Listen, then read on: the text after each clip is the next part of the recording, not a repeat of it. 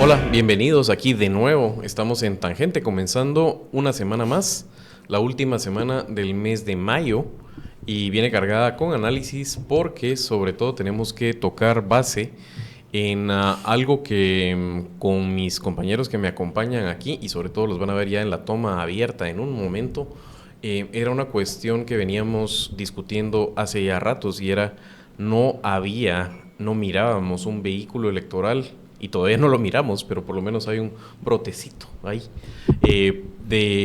ni siquiera la reválida del oficialismo en este momento, un oficialismo sin duda desgastado, golpeado, pero que también es una corriente del reformismo en Guatemala, esa corriente que indica que tiene que haber en este país cambios, y no nada más el discurso del cambio, sino verdaderamente lo que se muestra es lo que pone en jaque e incomoda el sistema. Y sin duda, hasta ese momento hemos visto cómo el partido oficial, si es que todavía lo podemos llamar y todavía existe, el partido Semilla, lo ha sido y ha sido expulsado de este sistema oficial, y lo tienen en este estado como comatoso, lo llamaría yo, en el cual existe pero no existe, y a raíz de ello han habido movimientos acelerados en las últimas semanas, y nos ponen a hablar de ello obligadamente en este momento. Así que qué mejor compañía para discutir esto que quienes me acompañan el día de hoy, analistas de la casa, los podría llamar parte del equipo de Tangente. Tengo aquí al señor Alejandro Morales. ¿Cómo estás? Bienvenido. ¿Qué tal, Javier? ¿Qué tal? Invitado de la otra toma, o ya está en toma abierta. No, Douglas. vos sos invitado, vos sos aquí. Ya somos parte, es cierto, ya estamos fichados ahora. Y el otro analista residente aquí de la casa, ídolo de las masas, fanáticos del análisis, el señor Douglas González. ¿Cómo estás? Mucho gusto, Alejandro. Qué gusto estar aquí contigo, Javier, y con la audiencia para compartir. Bueno, yo quisiera que comenzáramos de una vez, después de una semana de jugar al despiste de algo que se venía, creo que el secreto peor guardado del estamento político y el análisis en Guatemala, y era el tema de la intención de una facción de Movimiento Semilla de iniciar la ruta de construir un nuevo partido ante el estado de las cosas actual de cómo se mantiene. Resumen corto, básicamente Semilla improbablemente se cuela en las elecciones, el pueblo de Guatemala ante la épica defiende su voto, gana la segunda vuelta Bernardo Arévalo, asume, pero Semilla entra en este periodo en el cual Freddy Orellana lo cancela, este juez se sienta sobre la ley electoral y de partidos políticos, sobre la primacía del Tribunal Supremo Electoral, y después con la connivencia precisamente de clase política, la mayor parte de la clase política y del MP, se inicia la persecución de Semilla, y estamos en este estado en el cual hay como una quiescencia de la clase política a algo que de facto es ilegal, no se resuelve el fondo de la cuestión por parte de la Corte de Constitucionalidad, y parece que no se va a resolver, no va a haber Semilla a tiempo para correr en el 2027. Y de repente se empieza a especular de que alguna facción de Semilla, liderada por Samuel Pérez, va a fundar un nuevo partido político. Hay una ronda en la cual Samuel Pérez dice, eso no es cierto, no está pasando, vamos a recuperar Semilla, pero el secreto peor guardado del mundo, y se destapa. Douglas, ¿cómo has visto y has vivido esas semanas desde que Samuel dice, no es cierto, hasta que después siempre, sí es cierto, era una estrategia de marketing? Bueno, pues para ser rigurosos y ser fieles al análisis, no rehuyo a la tentación de hacer una digresión histórica y retomar el tiempo aquel en el que nos involucramos en un conflicto armado interno, y que el origen de ese conflicto armado interno no fue la pobreza. O sea, hubo muchas discusiones acerca de por qué razón nos fuimos a un conflicto armado interno, y no necesariamente fue por la pobreza, las condiciones de exclusión, de racismo y de un Estado capturado, que en aquellos tiempos los marxistas decíamos las condiciones materiales objetivas, ¿verdad? Y esas condiciones materiales objetivas yo diría que persisten, ¿verdad? Y no estamos en un conflicto armado interno, gracias a Dios. Sin embargo, lo que dio pauta a ese conflicto armado interno fue la proscripción de los partidos políticos, y por eso es importante aprender de la historia. Al cancelar partidos políticos o prohibir ideologías y aducir que el partido que tiene esa ideología era un partido que se debía cancelar, ese cierre de espacios de participación y de expresión política fue lo que trajo el conflicto armado interno a nuestro país. Y traigo esa referencia histórica a colación porque también me parece que en la década, y lo quiero relacionar, mejor dicho, con la década de los 70s, 80s, cuando aparatos clandestinos vinculados a las fuerzas de seguridad hacían ejecuciones extrajudiciales, ¿verdad? Y valga la metáfora porque yo creo que Semilla fue objeto de una ejecución extrajudicial ordenada desde el seno del Estado mismo capturado, porque suponía un problema su existencia y la expresión y la participación que también hacia quienes abría las puertas. Entonces creo que esa tal vez como podría ponerlo como marco general de referencia, y que cuando se da esa ejecución extrajudicial de un partido político, pues es una decisión pragmática, es decir, no requiere mucho análisis y discusión de que hay que crear otra expresión, o por lo menos refundar, readecuar revivir esta expresión política por la dirigencia, por las bases, pero fundamentalmente por los simpatizantes de quienes se sentían representados en esa expresión política. Y yo creo que eso es lo que hace este grupo de diputados, además de un buen volumen de dirigentes que se vieron allí el domingo, es rescatar esa expresión política y tratar de revivirla para que quienes se sintieron representados allí, ya sea al momento de la elección o posteriormente, que yo creo que el movimiento que llevó a Semilla al poder creció en la medida que se fue dando todo este proceso de los 100 días que llevaron finalmente al triunfo, a la consumación del triunfo de Bernardo Arévalo, simbólicamente con la puesta de la banda. Sí. Pero en la práctica con una lucha de casi 100 días, o más de 100 días, mejor dicho, expresado en los barrios, en las colonias, en los municipios, en los departamentos, y llevado como estandarte por los 48 cantones. O sea, yo creo que toda esta narrativa que se evoca se consuma en la victoria de un partido político y en el intento por cercenar la vida de ese partido político a través de esa ejecución extrajudicial simbólica perpetrada, imagínense ustedes, por un juez ordinario. Eso creo yo que es el marco general, y en eso se inserta este evento del domingo, que es como el renacimiento de esa expresión política, entendería yo que mucho más abierta y menos sectaria de quienes fueron los originales, y abierta a la participación de más población, ¿verdad? Yo creo, así es como yo lo leo en el contexto histórico, pero también de cara hacia el futuro. Si su amigo canino tiene problemas cardíacos, pregúntele a su veterinario por los productos de la marca Brauer. Estamos hablando de Pragma y Pimovendan. Esos son los mejores productos para el cuidado del corazón. Los venden en las veterinarias y ahí mismo los pueden aplicar.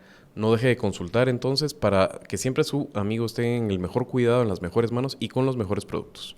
Eso suena bien, o suena muy lógico. La parte que cuesta entender es por qué no están todos. O sea, sale Samuel y sale con 13 de 23 diputados. Después sale un comunicado. No recuerdo si en ese comunicado no salen 10, no salen todos. Eran Creo 8. que salen 8. Uh-huh. O sea, faltan todavía 2 nombres de diputados que no se mencionan.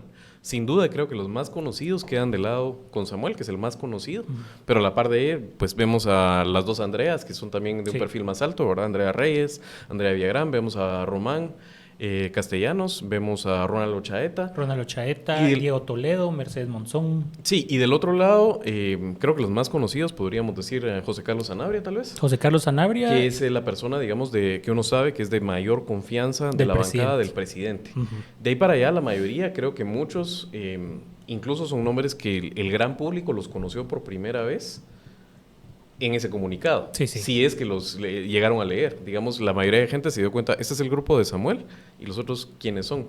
¿Cómo explica uno, después de la introducción de Douglas, esa decisión desde el oficialismo? Parece que es algo que se hace público, que ya venía como un rumor, digamos, de redes sociales, de grupos, así que dentro de personas politizadas, ¿no?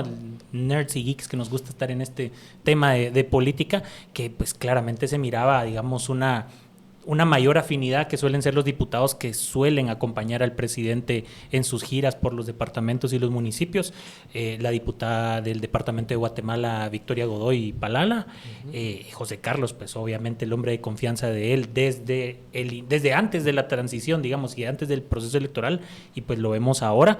También, por ejemplo, un Duvalier, que también, digamos, esa dinámica de a cualquier evento público que iba el presidente, cualquier lanzamiento, apertura de X, Y, Z, dígase un centro de salud, un camino rural, pues ese grupo de diputados que estaba muy pegado al presidente era, digamos, esa facción que se iba como identificando. Y vemos pues que ellos aducen que se tiene que hacer esa consulta a las bases del partido, pero como bien había mencionado Douglas, ¿no? Haciendo y quisiera ir hilando un poquito con esa construcción que él hace, ¿no? Del 85, digamos, los 60, los 70, toda esa parte histórica, pero del 85 para acá algo pasa con la democracia y con los partidos políticos que no terminan de cuajar, ¿no? Y que, digamos, este esfuerzo de raíces se termina convirtiendo en esta forma de darle una continuidad institucional a pesar de todas las intentonas y, digamos, todos estos esfuerzos vía judicial, que vemos ya que la ley electoral y de partidos políticos no tiene esa primacía constitucional en la práctica que debería de tener, porque al final del día es únicamente el tribunal el que puede cancelar partidos, pero vemos que el juez desde la ley penal ya mandó a cancelar al partido político, y quisiera también entrar de una vez con el otro elemento del doble rasero, ¿no? Porque vemos que Diario La Hora saca el fin de semana una nota donde mencionan que, por ejemplo, el PAN no está cancelado cuando ni siquiera llegó al 5% del voto válido emitido, ni a una curul como lo establece la ley electoral. Entonces hay un doble rasero ahí, pero con el tema del partido definitivamente es de alguna manera una autodepuración, ¿no? Porque sí vimos que en el proceso anterior hubo una cierta fricción, no un quiebre, sino una cierta fricción entre distintos grupos por cómo se conformó ese proceso, que yo le pongo entre comillas las primarias. Tengo un amigo ahí que estuvo ideando esa fórmula, que él lo defiende a capa y espada, que metieron un sistema mixto donde meten a Samuel y Andrea por lista uninominal y luego los demás van por planilla, y digamos así es como se da esa primera elección, que es un esfuerzo que no se ve desde, por ejemplo, la elección del PAN en aquel momento después de Álvaro Arzú, ¿no? Que el PAN sí se quebró y el PAN sí se fracturó, y de hecho a la audiencia les recomiendo mucho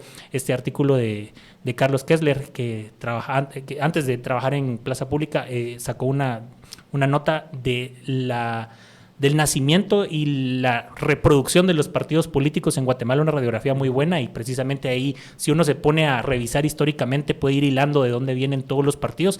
En este caso, Semilla no se fracturó, pero digamos que sí existía esa división, que obviamente es normal y es natural en los partidos políticos, pero en una democracia tan débil, y creo que Douglas lo mencionó perfectamente, con ese bagaje histórico que tenemos de represión, de ejecuciones extrajudiciales, de autoritarismo, ver partidos políticos con facciones nos parece, digamos, algo sumamente raro, ¿no? Y nos parece algo que genera mucho ruido, cuando en cualquier democracia normal y medianamente funcional, pues dentro de los partidos también existen dinámicas partidarias. Yo quisiera meter un poco mi cuchara con un tema, ¿verdad? O sea, hemos escuchado palabras como bases, pero yo quisiera meter más la palabra estructuras, porque creo que nos da más luces de un poco los pleitos que estamos viendo, de por qué quedan unos de un lado y por qué quedan de otro.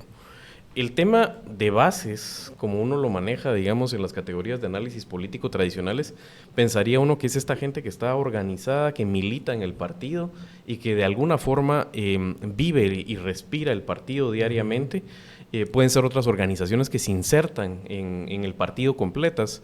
Pensemos, por ejemplo, sindicatos en algunos partidos en el primer mundo, en Estados Unidos, en Europa. Era muy tradicional que había partidos, por ejemplo, laboralistas, y se insertaban completamente los sindicatos. Esas son las bases partidarias. Aquí realmente yo en este país no veo bases de ningún partido. Veo redes, por ejemplo, clientelares, que son redes de firmas. Y en ese sentido, Semilla también lo veo que es diferente. Tampoco le veo bases estricto sensu bajo esta tradición de bases, pero sí veo que, por ejemplo, a cada rato les echan la bronca o les echan porras gente que se ve que simpatiza con la causa de Semilla. No los veo, digamos, muy organizados bajo esa lógica, pero sí veo cierta identificación con la marca partidaria, especialmente con algunas de sus figuras. Por eso creo que Raíces, en este caso, que es la marca que está destapando ahora Samuel y sus compañeros, está teniendo un éxito de crecer rápidamente, digamos, capturando cierta parte, porque hay una identificación más que de bases.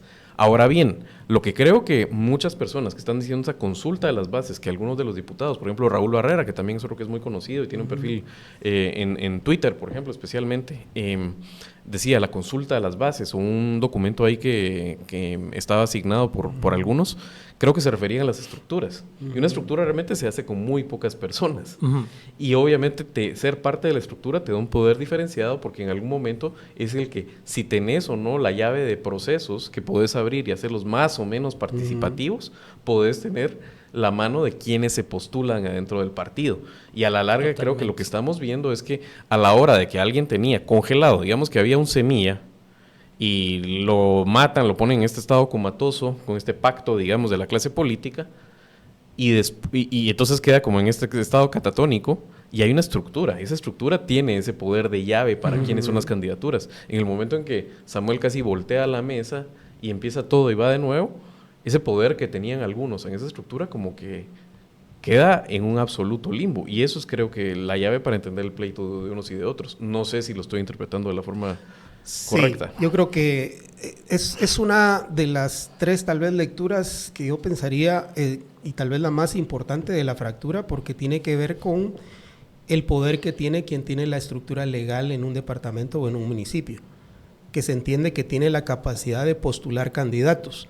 Probablemente cuando Semilla se originó, eso no tenía un peso relativo importante, sino que quizás una responsabilidad, porque un partido tan pequeño, con pocas perspectivas de crecimiento... Era una pacaya. No era una pacaya manejar un departamento y no conseguir ni siquiera los candidatos a alcalde. Sí.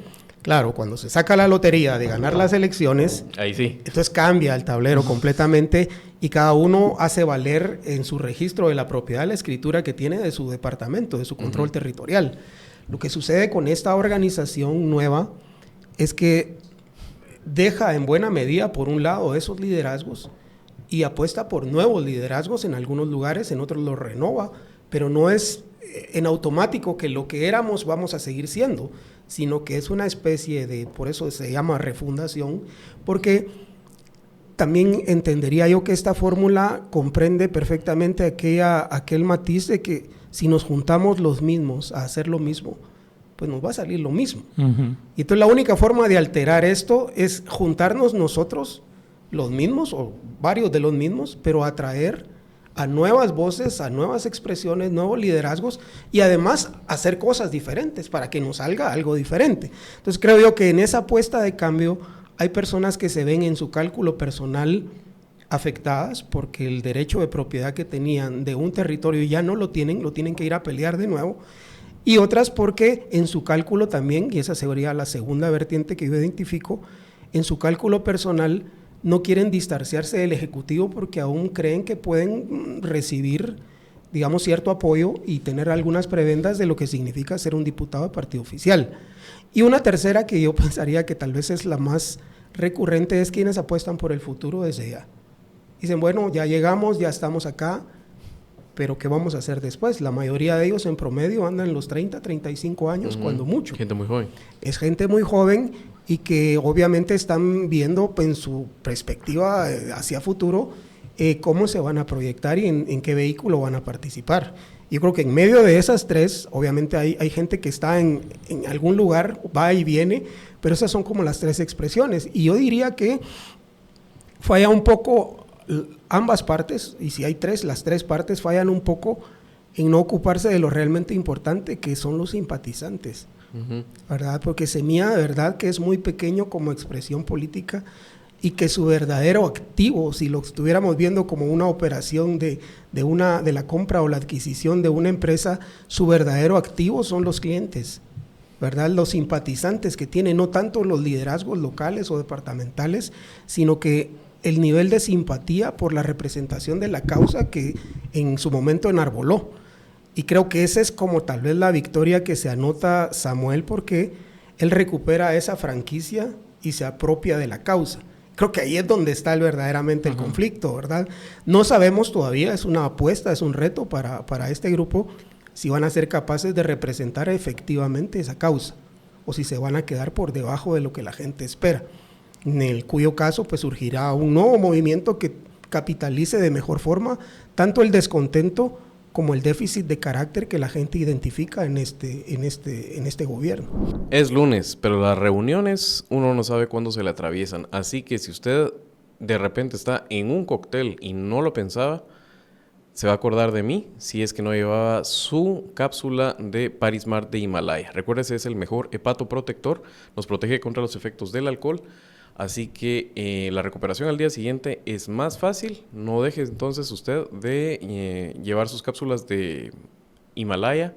Estamos hablando de Parismart, lo consigue también en Super 24 y en las principales cadenas de supermercados.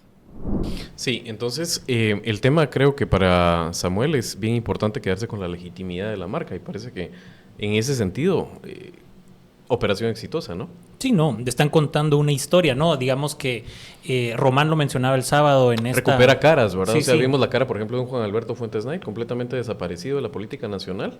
Totalmente. Pero lo vemos ahí, vemos la cara de Cintia Rojas, vemos reivindicar, por Sí, ejemplo, sí. la cara de Eduardo Masaya, criminalizado. Exactamente, ¿no? Lucrecia Hernández Mac también, ¿no? El propio Juan José Arévalo también, ¿no? Digamos como parte de esa reivindicación y que el propio Román lo mencionaba el sábado, que llegaron a esa asamblea donde se vio que no estaban muy cómodas las personas al ver que llegaron ellos dos, ¿no? Donde él pues menciona, y la historia que están contando es que miren, a raíz de la criminalización de todo este proceso criminal e ilegal que están llevándose, o sea, realmente la institución no la vamos a poder rescatar y digamos, siendo positivos, hay un recambio el próximo año en el Tribunal Supremo Electoral, ya no les da tiempo para celebrar asambleas, digamos, aunque volviese semilla institucional, como dicen los diputados y los miembros que han decidido quedarse, que ojo, eso es muy importante también, porque no solo hay diputados, sino que tras de ellos también hay gobernadores actuales, que obviamente ahí, como bien mencionas, no son bases, son estructuras, y esas estructuras tienen, digamos, su cuota de poder, porque al final son tus gatekeepers en los municipios. Recuerden que la ley electoral dice que son 50 municipios en 12 departamentos, entonces esas estructuras actuales son esa llave que activa, o digamos, que va a encender ese generador, ese motor diésel. Entonces, esas estructuras son las que permiten que los engranajes empiecen a funcionar y a caminar. Que esos gobernadores también se miran un poco fuera del lugar en el momento en que Arévalo ha sido preguntado por este nuevo proyecto y él dice, toda la gente que está en el Ejecutivo tiene la instrucción de no hacer partido político. Entonces parece también que el mismo presidente está diciéndole a toda esa gente que ocupaba estructura en semilla, en ese semilla comatoso, congelado, y eso es la parte que uno dice, no entiendo, ¿qué alternativa tienen? Yo entiendo que la jugada de Samuel voltea el tablero y los deja muy incómodos. Pero ¿qué alternativa puede tener ahora la gente que se queda en este cascarón comatoso? Sí, yo creo que, bueno, es innegable, por más que no haya una versión y una postura oficial, más que la de negarlo, que en el caso del ministro Abelardo Pinto hay toda una intencionalidad de generar una organización política que ya sea que lo postule a él o que le sirva de vehículo para irse al Congreso a una especie de purgatorio de 4 años después de ser ministro, que es como muy apetecido. Esa vertiente que ni se oficializa ni se transparenta, creo que le hace daño al movimiento, porque al final es parte de lo que está ahorita en la mesa y de por qué se origina también esto, como quien dice, a ver quién se roba la salida primero, y se la robó Samuel.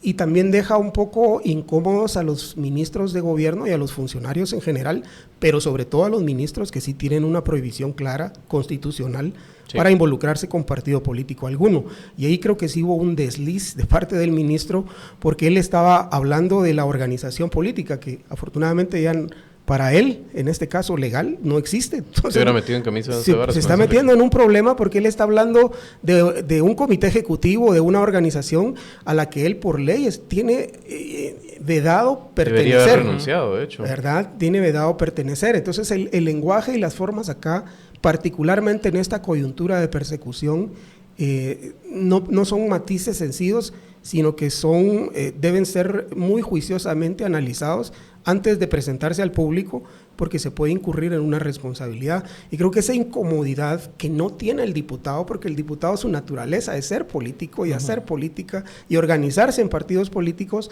eso le brinda una ventaja a quienes están en este movimiento, y coloca en una desventaja a quienes desde el Ejecutivo quisieran construir algo. Creo que ahí está la contradicción.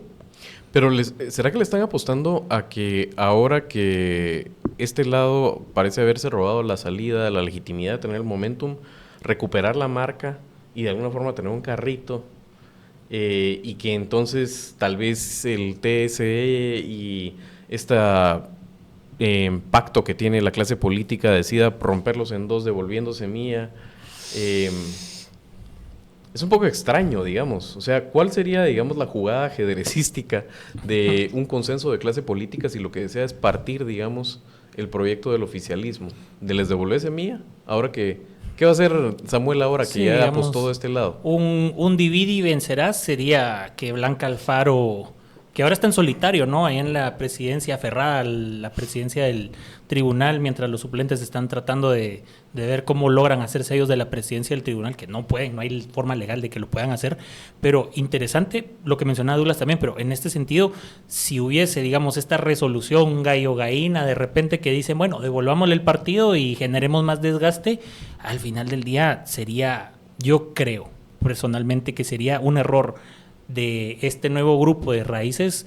Bueno, entonces siempre mejor no siempre sigamos semilla, no, ya sería un error. O sea, ahorita ya saliste y ya, digamos, hazte responsable de tus actos y sigue para adelante, porque eso sí generaría un problema fuerte. Y que también viéndolo electoralmente y viéndolo hacia el futuro, como mencionaba Douglas al principio también, es que el Ejecutivo, el estar en el Ejecutivo también, aparte de las provisiones que ya mencionaron con el ministro Pinto y con el resto del gabinete, es que van a tener un desgaste que no van a tener, por ejemplo, los de raíces, digamos, en un segundo semestre del 2026, en un 2027, donde ya van a entrar en full modo electoral, marcar distancia del Ejecutivo para obviamente no asumir ese desgaste, o digamos no un rompimiento total, pero bueno, decir somos esta parte reformista y esta parte no, le tendrías que renovada. apostar a una recuperación de popularidad del Ejecutivo de la mano de... Exactamente, de que no va a pasar. Vas a levantar el gobierno ya sin el freno de tener al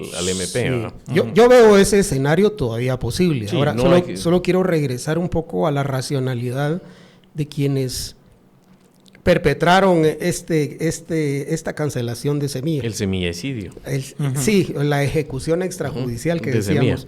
Bajo esa racionalidad es imposible que ellos devuelvan semilla. O sea, no les va a pasar por la cabeza, sino que la racionalidad de una panel blanca y un jaguar justiciero no es devolver al cautivo, sino secuestrar al otro.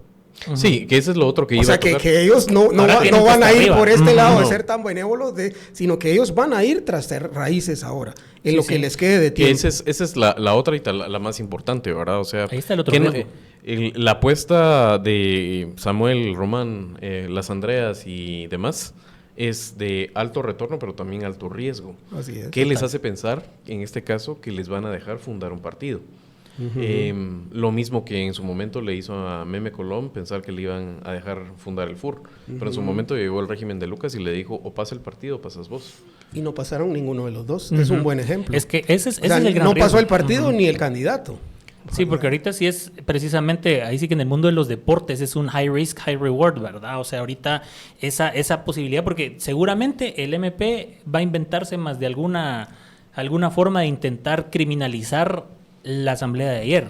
Van a pedir informes, van a seguramente ver de dónde salieron los fondos, etcétera, etcétera, etcétera. Y que el tema con el registro de ciudadanos va a ser cuesta arriba, porque recordemos, por ejemplo, el caso que le ha estado pasando a Ciudadanía Celeste, por ejemplo, con el tema de ese primer intento con el registro de ciudadanos, donde empezaron a sistemáticamente rechazar las hojas de afiliación. Entonces, es importante esa parte también, porque ¿cómo va a actuar Raíces en ese sentido, ¿no? Y el propio Mario Taracena lo dice, ¿no? Lo dijo aquí con Dani en este espacio también, ¿no? En aquella famosa entrevista. Viene el tribunal discrecionalmente el registro de ciudadanos y de las 10 hojas de las 10 firmas en la hoja de afiliación. O sea, no es que te rechazan una y seguimos llenando las demás. O sea, te rechazan una, te rechazan toda la hoja. Entonces, tiene raíces. Y la pregunta sería esa, ¿no? ¿Tiene raíces las estructuras en los departamentos y en los municipios lo suficientemente articuladas y listas para poder llevar ese camino cuesta arriba de juntar las firmas y de que, ojo, aquí el gatekeeper más importante es el registro de ciudadanos actualmente, porque luego vemos que dicen que no, que sí, y es complicado, y esa sí es una lucha cuesta arriba. Yo sí veo un gran reto ahí. Yo veo ahí dos cosas importantes. Una, en palabras más, palabras menos, lo que Mario Taracena dijo en aquella ocasión, que es compartido en muchas mesas. El sistema electoral guatemalteco está hecho para que solo participen aquellos que el sistema permite que quiere que participen. Total. ¿Verdad? Tiene un sistema de depuración para que no participen aquellos agentes que sean extraños o que le causen daño al sistema. Entonces, un partido antisistema no tiene posibilidades reales bajo las actuales la actual ley y actuales autoridades de subsistir.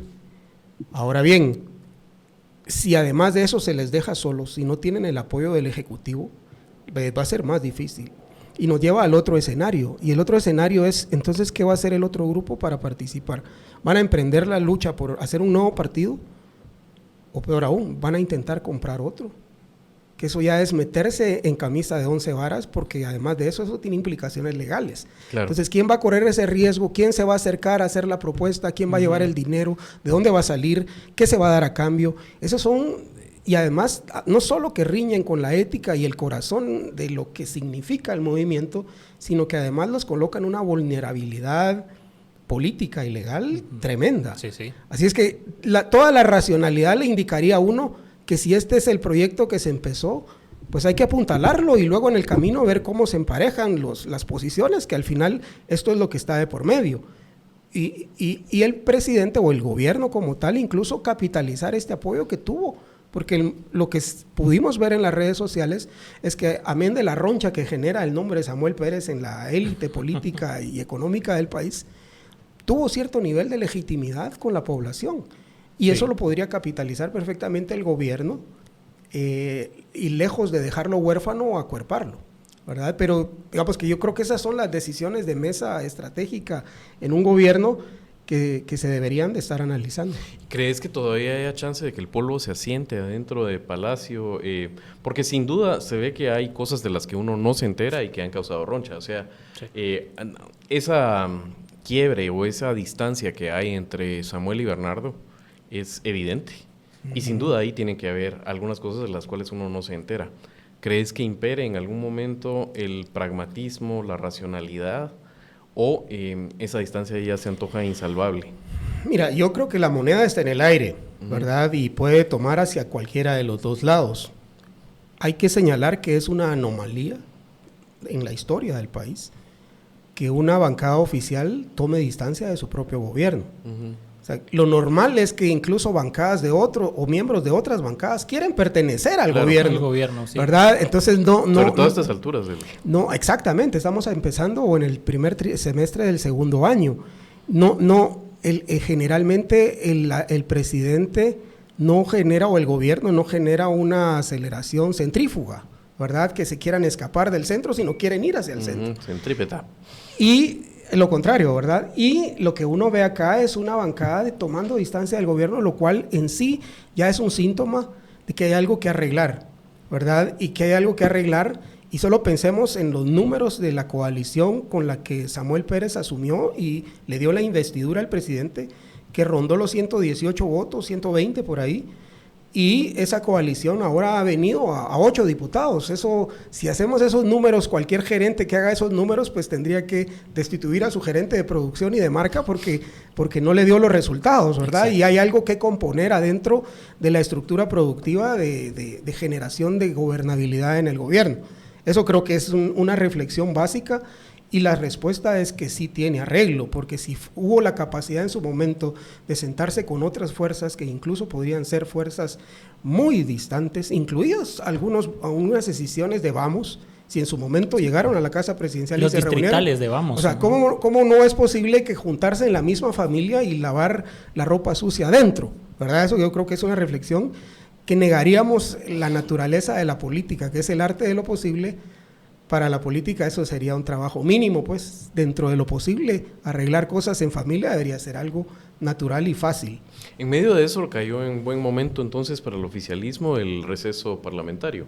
Parece que habría por lo menos unos días en los cuales da para que los ánimos se calmen y para tener conversaciones de calidad al respecto, ¿no? Precisamente lo que mencionaba Dula es retomar esa alianza, y lo mencionábamos, ahí sí que ese acuerdo mínimo, porque no es una alianza, es un acuerdo mínimo de gobernabilidad, que lo hablamos en el último episodio también, ¿no? Con Roberto Alejos, ¿no? El proceso de retomar esa agenda y esos acuerdos mínimos, precisamente teniendo esas discusiones que sobre son tan necesarias. Sobre todo porque el otro lado, insisto, no se ve que tenga todas consigo, ¿verdad? No, y que no tienen necesariamente toda la plata del mundo que les daban las vías institucionales durante la octava y la novena legislatura.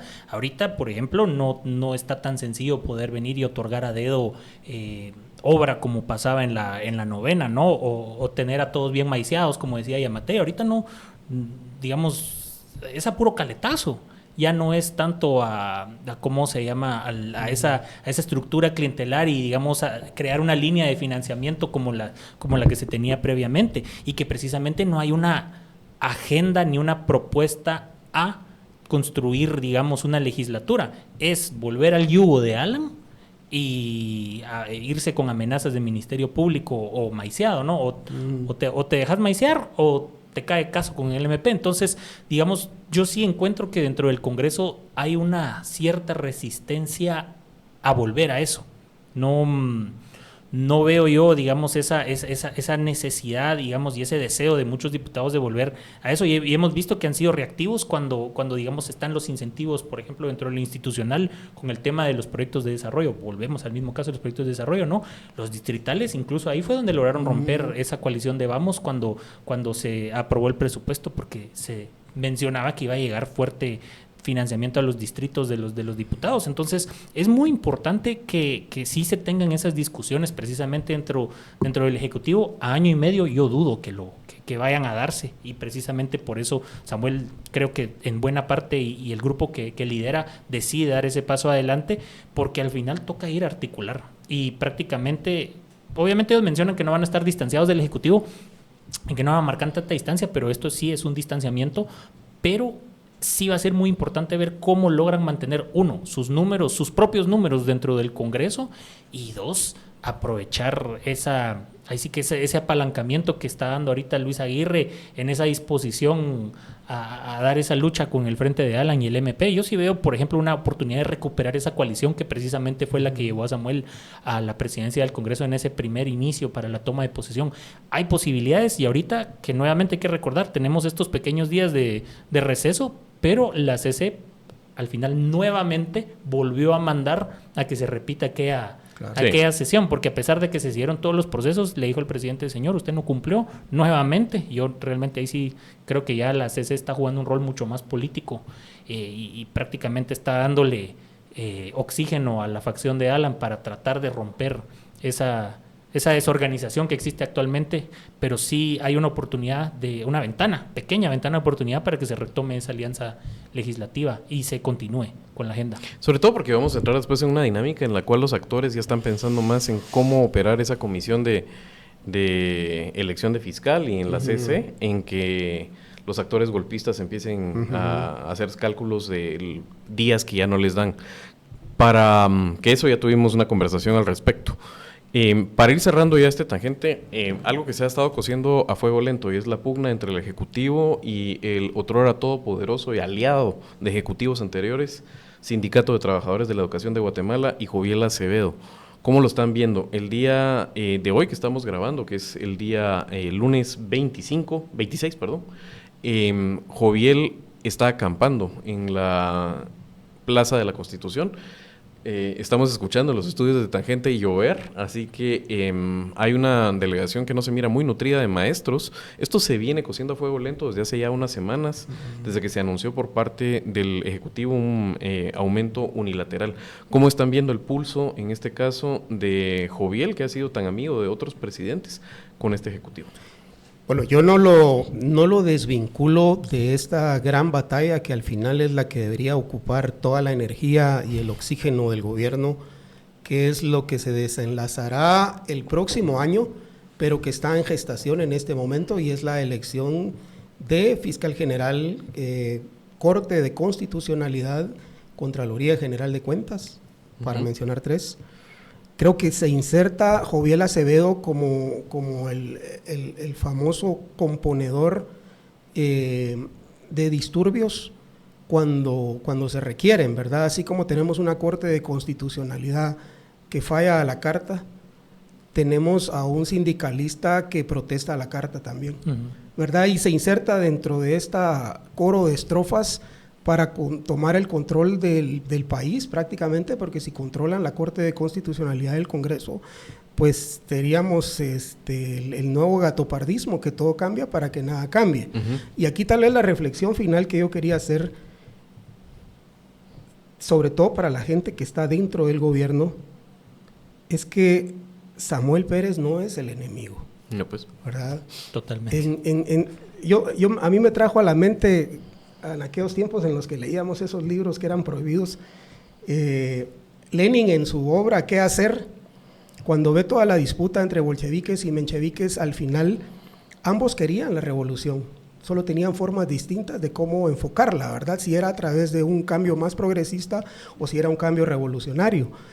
Pero Lenin cierra su libro con una frase maravillosa que sirve para esto, que dice: nunca olvidemos que el enemigo es otro, ¿verdad? Y es como mandándoles un mensaje a las fuerzas entre progresistas y revolucionarias a que se pongan de acuerdo. Y tal vez no es Aníbal a las puertas, sino Joviel a las puertas, es un buen recordatorio. Es un recordatorio que ahí están y que la batalla nos estamos disipando, y ellos están por supuesto felices con esta disputa, pero el enemigo es otro, y el rescate del país requiere de madurez, de reflexión, de mucha comprensión y diálogo, y de ceder en momentos tácticos, probablemente con un objetivo estratégico más a largo plazo, pero se necesita esa claridad de visión y dejar por un lado o apartar los sentimentalismos y razones personales, porque en el gobierno se tratan razones de Estado.